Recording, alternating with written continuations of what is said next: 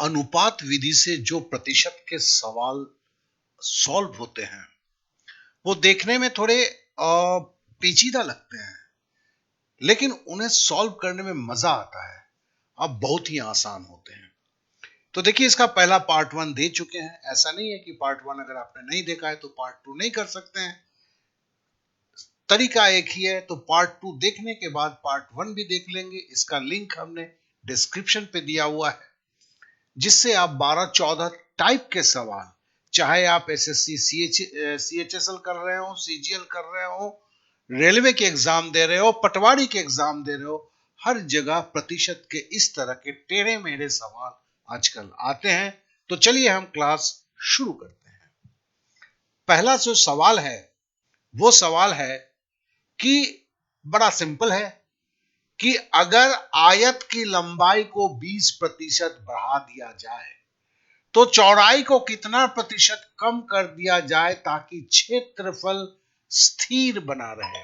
मतलब क्षेत्रफल में कोई अंतर नहीं है। तो देखिए, इसे हम ऐसे तो आप लोग भी जानते ही होंगे, लेकिन इसे हम सिंपली जो है इस विधि में करते हैं, अनुपात विधि में करते हैं। तो देखो, 20% बराबर क्या होगा। देखो, प्रतिशत को जैसे ही हम भिन्न में चेंज करेंगे 20/100 होगा। अब तो कहानी बहुत ही आसान है। शून्य से शून्य काट दिया, 2 से 10 को काटा, बराबर 1/5 हो गया। अब हमें बोला क्या गया है कि हमारी 20% बढ़ा दिया जाए, इंक्रीज्ड बाई 20%। 20% मतलब 1/5। कहां से बढ़ा दिया जाए, तो देखेंगे हम एक से। कहां से बढ़ा दिया जाए, भिन्न का चूंकि 1/5 ले रहे हैं तो हम मानेंगे कि भिन्न में जो है संपूर्ण संख्या 1 को माना जाता है। तो 1 से 1/5 बढ़ेगा। तो बढ़ के कितना हो जाएगा, 5 एक कम 5 और 1 6, 6/5। ये तो आपको भिन्न का जोड़ आता ही होगा।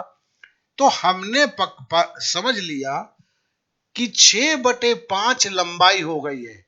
जब 20% लंबाई बढ़ाई गई तो लंबाई बढ़ के 6/5 हो गया। लेकिन बोला है क्षेत्रफल स्थिर है। अगर क्षेत्रफल स्थिर है, देखिए इसलिए मैंने लाल से दिया है, तो लंबाई अगर 6/5 होगा, हमने क्षेत्रफल स्थिर है तो हमने उसे 1 मान लिया। चूंकि हम किस में कर रहे हैं, अभी ध्यान देंगे, भिन्न में कर रहे हैं, तो हमने क्षेत्रफल को 1 मान लिया है। तो लंबाई अगर 6/5 होगा तो चौड़ाई कितना होना चाहिए, 1 बनाने के लिए 5/6 होना चाहिए। तभी तो देखो, 6 से 6 कट जाएगा, 5 से 5 कट जाएगा, 1 हो जाएगा। अर्थात लंबाई अगर 6/5 है तो चौड़ाई को कितना होगा, उलट दो यार, 5/6। अब देखो, 6 नीचे 6 है, ऊपर 5 है, अंतर कितना है, 1 है। 6 में से 5 घटाओगे तो 1। नीचे वाला भारी ये बड़ा है 6, 5 छोटा है, मतलब ये कम है।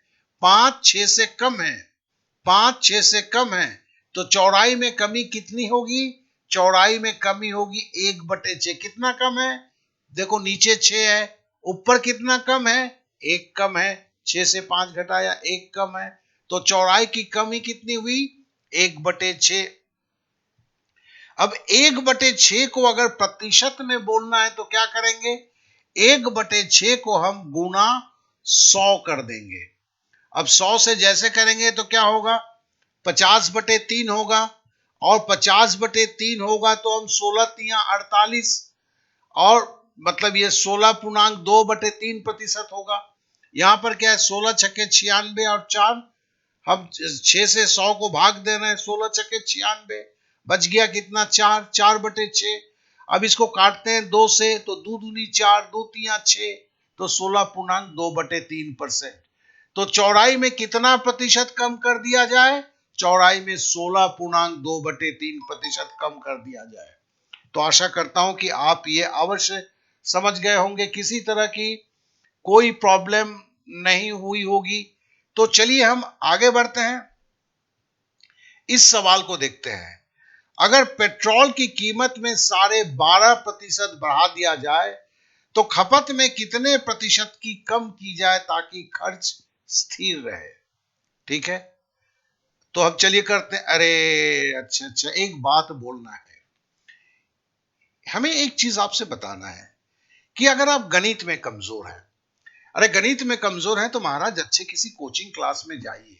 लेकिन अगर किसी भी कोचिंग क्लास में जाके अभी तक आप सीख नहीं पाए हैं और आप सोचते हैं कि शून्य से गगन तक पहुंचाने वाला कोई बंदा होना चाहिए, तो फिर आप मेरे साथ पढ़ें।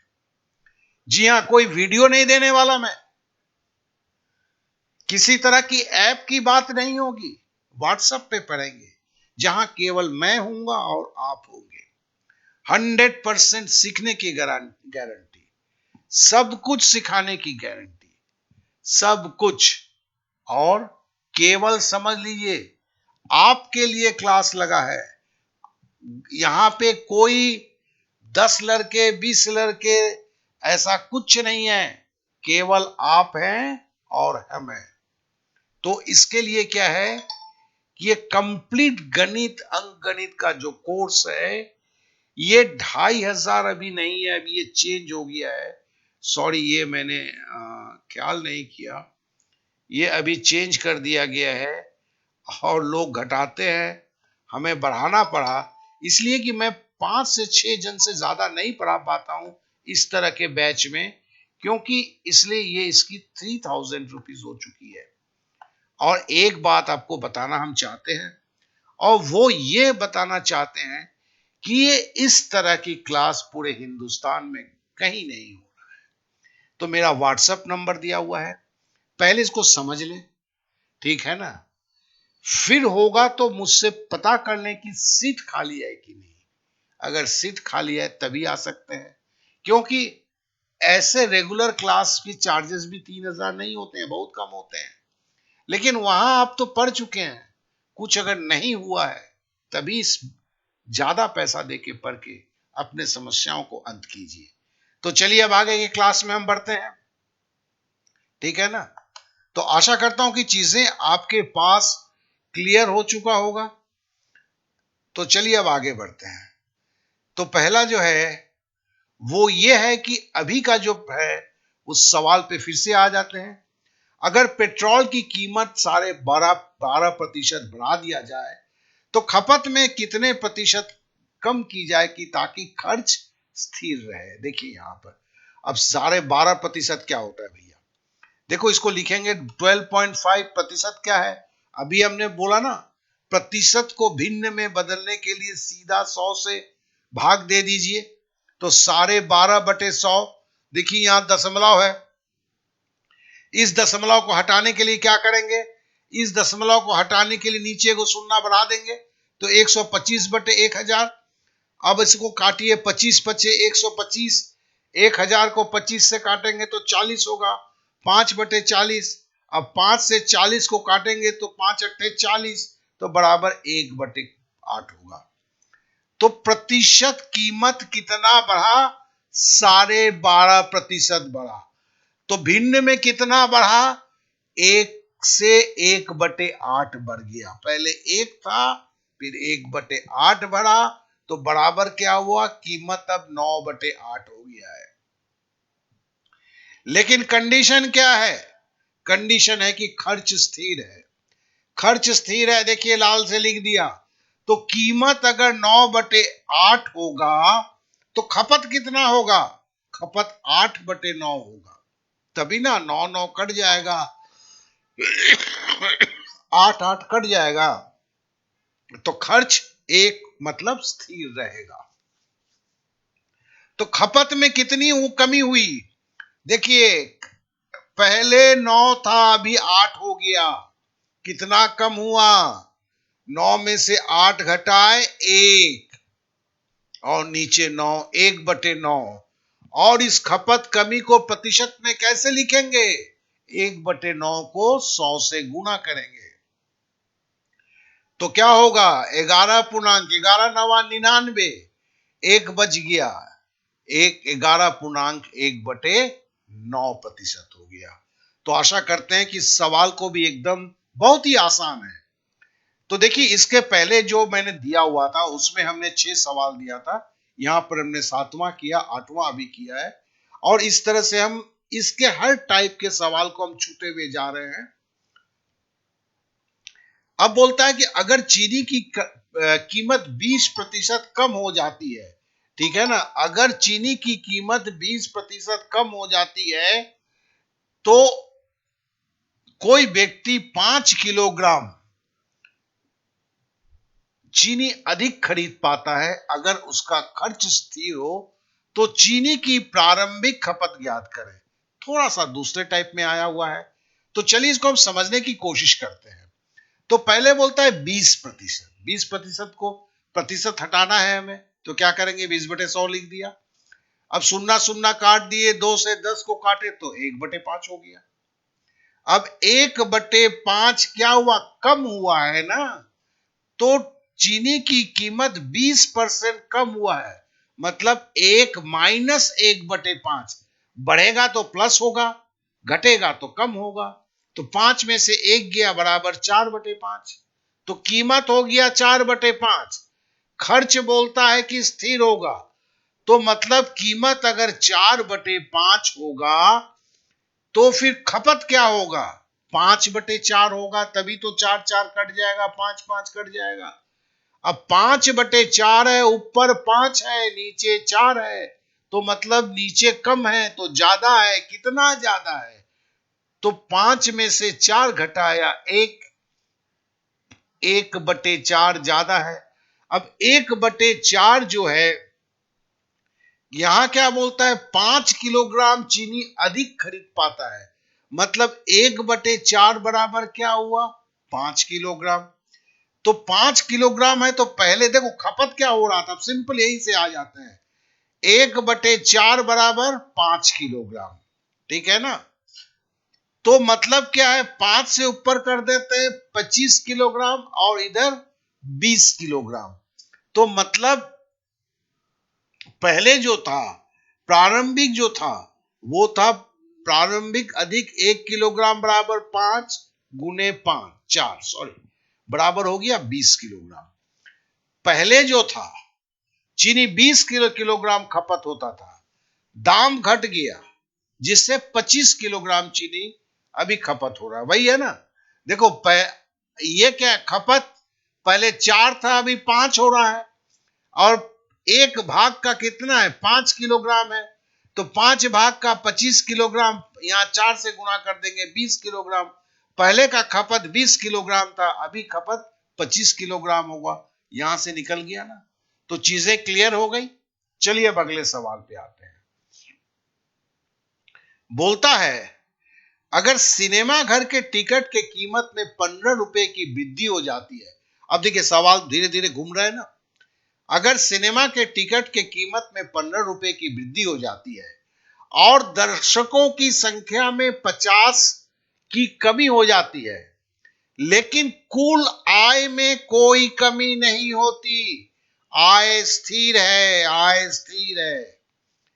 अगर टिकट की प्रारंभिक कीमत 120 रुपए थी, बढ़ के कितना हो गई, 15 रुपया बढ़ी ना, तो कितना बढ़ा, वृद्धि भाग कितना है, 15 रुपया बढ़ा। देखो क्या लिखा, 15 रुपया बढ़ा। पहले कितना था, बटे 120, तो हमने काटा 15 एकम 15, 15 ठे 120 बराबर हुआ 1/8।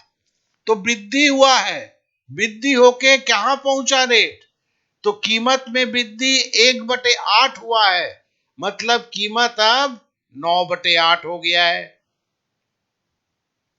अब है कि आय तो स्थिर है, मतलब टिकट का दाम बढ़ गया तो दर्शक घट गए। तो अगर कीमत 9/8 था तो आपका दर्शक होंगे 8/9, तभी तो कट के 1 होगा, आय 1 स्थिर आ जाएगा। और अगर दर्शक 8/9 है तो दर्शक में कितना घटा, दर्शक में कमी आई 1/9। अब लेकिन यहां लिख रहा है दर्शक में कमी 50 जन की हो जाती है, तो हम बोल सकते हैं कि दर्शक की कमी 1/9 बराबर 50 है। तो पहले दर्शक कितने थे, पहले तो 8 थे भैया, तो 50 को 8 से गुना करते हैं तो बराबर 400 हो गया। तो 50 गुने 8 तो बराबर सॉरी सॉरी, पहले तो दर्शक 9 थे, बाद में घट के 8 हो गए ना, पहले दर्शक 9 थे, तो यही 9 से 50 को गुना कर दिया तो बराबर 450 दर्शक थे। घट 50 घट गए, इसके लिए 8 हुए। पहले दर्शक कितने थे? 9। 9 भाग थे, एक भाग का यह है 50, तो इसलिए 450। आशा करता हूं ये भी समझ गए होंगे। चलिए अब नेक्स्ट सवाल पे आते हैं। अब आता है, कंपनी में मंदी की वजह से 12.5% कर्मचारी को निकाल दिया जाता है, लेकिन कर्मचारी की कार्य सीमा 2 घंटे बढ़ा दी जाती है ताकि उत्पादन में कोई कमी ना हो।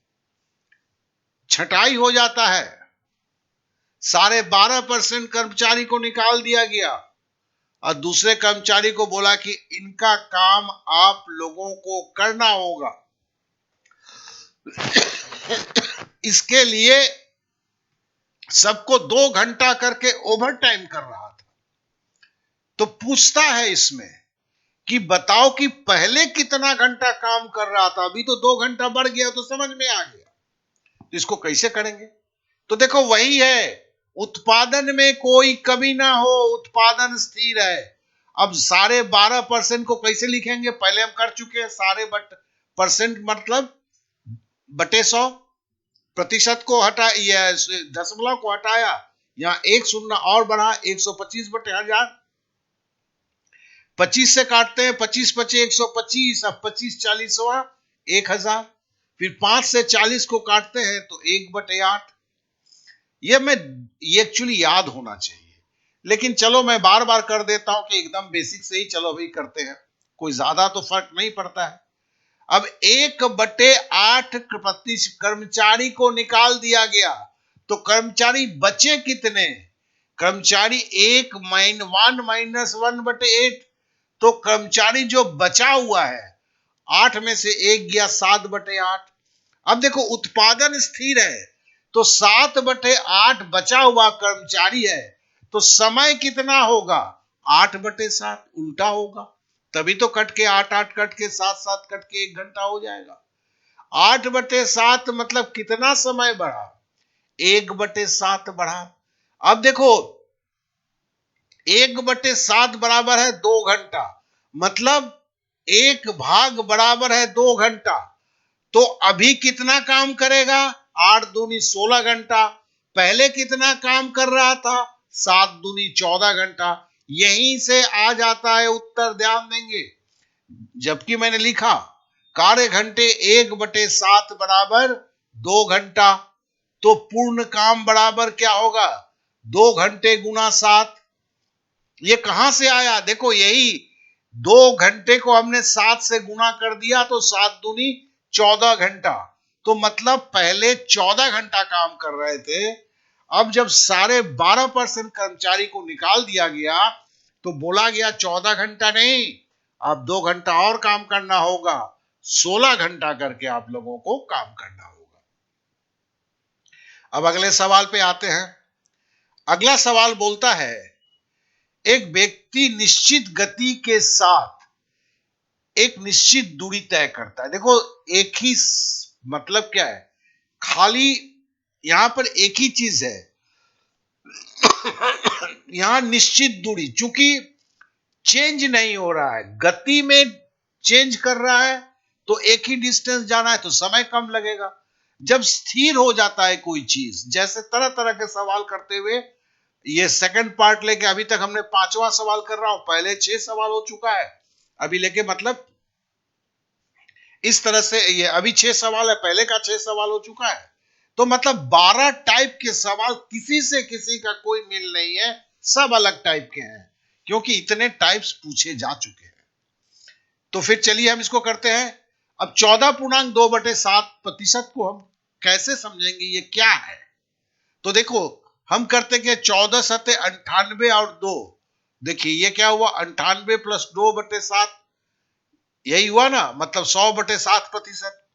अब इसको भाग में लेना है, मेरे को भाग में लेना है तो प्रतिशत को हटाना है, तो 100/7, अब प्रतिशत को हटाएंगे तो नीचे 1/7 100 आ जाएगा, ठीक है ना। ये 100 कट गया तो 1/7, तो 14.2/7 बराबर 1/7। अब बोलता है गति में वृद्धि हुई है ना, 1/7 गति में वृद्धि हुई है, तो गति में कितनी वृद्धि हुई है? वृद्धि हुई है तो प्लस होगा 1 + 1/7 बराबर होगा 8/7। अगर 8/7 वृद्धि हुआ है और निश्चित दूरी है, गति में वृद्धि 8/7 हुआ है, तो समय में कमी होगा 7/8। उलट जाएगा तो 8 कट जाएगा, 7 कट जाएगा, 1 हो जाएगा, है ना। समय अवधि 7/8 मतलब कितना कम होगा? 8 में से 7 गया 1, समय कम हुआ 1/8। अब देखो 1/8, 8 भाग का 1 भाग बराबर 30 मिनट। तो इसका मतलब क्या है? पहले लग रहा था 30 × 240 मिनट मतलब 4 घंटा, अभी 30 मिनट पहले पहुंच जा रहा है। आपका हुआ 30 × 21 210 मिनट, मतलब पहले 240 मिनट लग रहा था, अभी है चूंकि स्पीड बढ़ा दिया है 210 मिनट में होगा। इसी को हमने यहां लिखा हुआ है, समय कम 1/8 बराबर 30 मिनट। तो हमने इस 30 को 7 से गुना किया 210, और यहां 8 से गुना किया 240। तो कहने का मतलब है कि पहले लग रहा था 240 मिनट, 240 मिनट 60 मिनट का 1 घंटा, 240 मिनट बराबर 4 घंटा। तो पहले 4 घंटा लग रहा था, अभी 3.5 घंटा लग रहा है। आशा करता हूं कि समझ चुके हैं। अब एक और सवाल लिखिए, देखिए सवाल कैसे घूम रहे हैं। एक सेल्समैन को उसकी कुल बिक्री का 19% कमीशन मिलता है। अगर कंपनी अपने कमीशन को 13% तक कम कर देती है, देखिए यहां पर क्या है, कमीशन 19% पहले मिलता था, दोनों कमीशन दोनों प्रतिशत को बोला गया है, इसलिए हम एक से घटा या एक से उतना बढ़ा यहां इस चीज को नहीं कर सकते हैं। तो हम क्या लिखेंगे? हम लिखेंगे पहले मिलता था 19% कमीशन बट्टे अभी मिलता है 13% कमीशन, हो गया। तो फिर क्या हुआ, कितना प्रतिशत कम मिला? 19 से 13 6% कमी मिला, और 6% को मेंटेन करने के लिए सेल्समैन अपना 6% उसका कमीशन घट गया है, लेकिन वो अपने टोटल कमीशन का जितना पैसा मिलता था उसको घटने नहीं देता है। तो क्या करता है, सेल बढ़ा देता है। तो सेल कितना बढ़ाता है? 6% कमीशन घटने से उसे 1800 रुपया सेल बढ़ाना पड़ता है। तो 1% कमीशन बराबर क्या हुआ? 1800/6 बराबर हुआ 300 रुपया। ये हो गया। लेकिन भैया देखो कमीशन स्थिर है ना, तो 19% कमीशन बट्टे 13% कमीशन गुना क्या होगा, 13 भाग सेल बट्टे 19 भाग बिक्री, है ना। तभी तो 19 19 कट जाएगा, 13 13 कट जाएगा। अब 13 भाग बिक्री है, एक भाग का 300 रुपए करके है, तो पहले कितना होता था? 3900 रुपए की बेचता था माल। अभी क्या है कि उसे 19 भाग बेचना पड़ेगा, 19 या 5700, देखो 5700। ऐसे भी देखो 1800 अगर 3900 में जोड़ दोगे तो ये भी 5700 होगा। तो मतलब पहले की बिक्री जो थी 3900 थी। आशा करता हूं कि देखो ये सारे सवाल को ना आप नोटबुक में लिखें, इसे रखें, ये टाइप्स काफी ज्यादा जरूरी है, इसे आप समझ लें, ठीक है ना।